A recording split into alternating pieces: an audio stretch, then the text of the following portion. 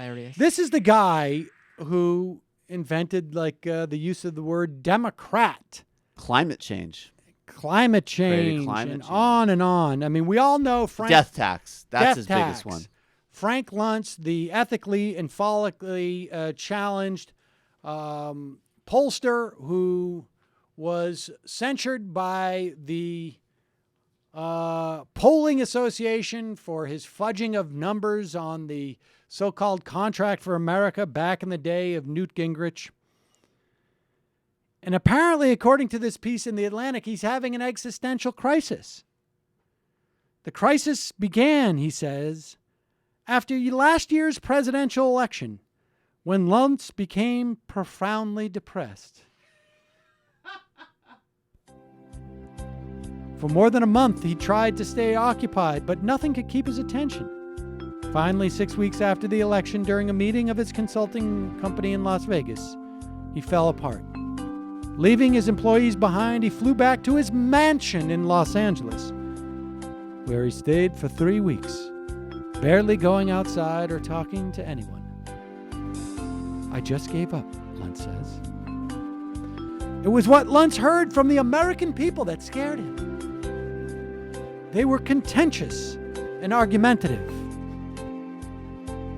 I want to remind you, as I started this piece off, by saying this is the guy who said you should refer to Democrats as Democrat, not the Democratic Center from so-and-so, the Democrat, because it sounds like the word rat.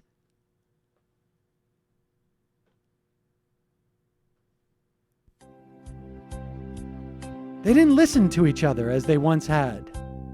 They weren't interested in hearing other points of view. They were divided, one against the other. Black versus white. Men versus women. Young versus old. Rich versus poor.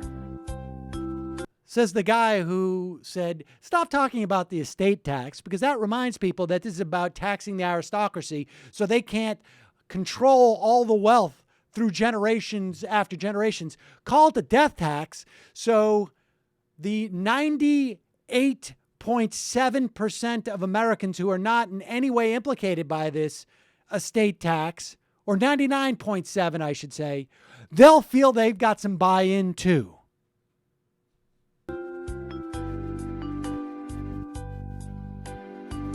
They want to impose their opinions rather than express them, is the way he describes what he saw. And they're picking up their leads from here in Washington, i.e., me. The people in his focus groups he perceived had absorbed the president's message of class divisions, have and have-nots, of redistribution. And the people he believed were wrong. Here's a guy who's supposed to measure public opinion, and now he decides it's depressing because they're wrong. Having spent his career telling politicians what the people wanted to hear, Luntz now believed the people had been corrupted and were beyond saving. I don't recall the people wanting to be saved by Frank Luntz, but maybe he knows something that I don't know. He boasts that he speaks to one Fortune 500 CEO every day. He proudly claims that his famous catchphrases like branding the healthcare reform a government takeover in 2010 are the organic product of his focus groups. But what does he want to say to the American people? You should not expect a handout. You should not even expect a safety net. When my house burns down, I should not go to the government to rebuild it. I should have the savings, and if I don't, my neighbors should pitch in for me, because I would do that for them. The entitlement he now hears from the focus group he convenes amounts, in his view, to a permanent poisoning of the electorate, one that cannot be undone. Luntz would also like to break into Hollywood as a consultant, but alas, he can't get his calls returned. He can't figure it out.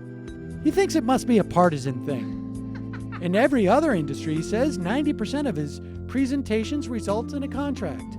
But in entertainment, he pitches and pitches and pitches. And things seem to go well, but then there's some excuse. Not this time. Not the right project.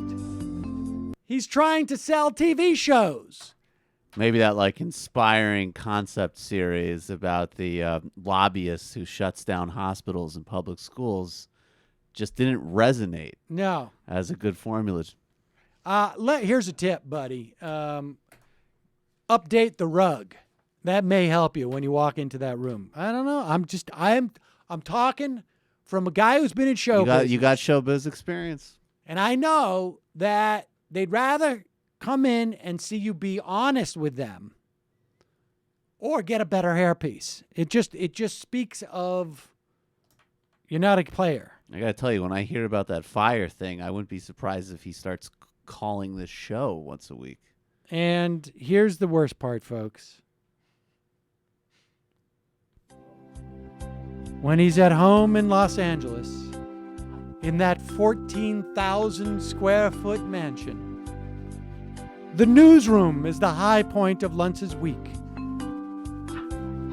He turns off his phone and gets a plate of spaghetti bolognese and a Coke Zero and sits in front of his 85-inch television alone in his 14,000 square foot home. That's as good as it gets for me, he says.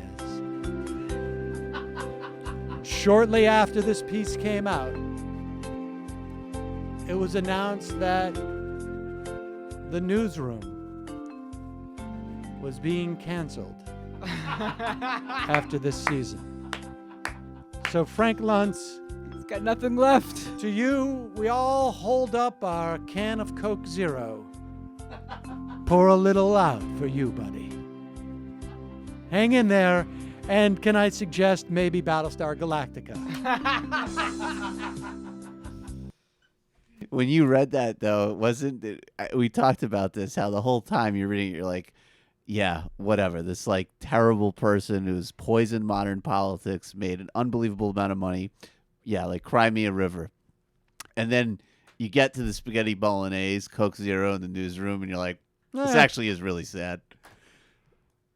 I love the fact, too, that you get like spaghetti bolognese. I mean, God knows he sits down probably. I just imagine him with a huge bowl of spaghetti bolognese. Oh, yeah. And then going, but want to cut down on my calories, so I'm going to have that Coke Zero. Meanwhile, I was like, God knows what they put in that Coke Zero. It's definitely worse for you than the bolognese. The only thing that could make it worse is that they announce we're taking Coke Zero off the market. Poor Frank Luntz. But it shows you again, even a really successful, accomplished guy like that, they all blame Obama. Yeah. It's always a projection on Obama. Like, God knows what his actual issues are. He's clearly got some real stuff going on. Right. And it's all Obama's fault. Everything. I've always known what the people wanted when they agreed with what I wanted. Now that they don't want what I want, I'm completely disillusioned. There's something completely wrong with the people. And really what he's saying is that, look, the results were so overwhelming that I couldn't even fudge them. No, exactly. I can't manipulate people as effectively anymore.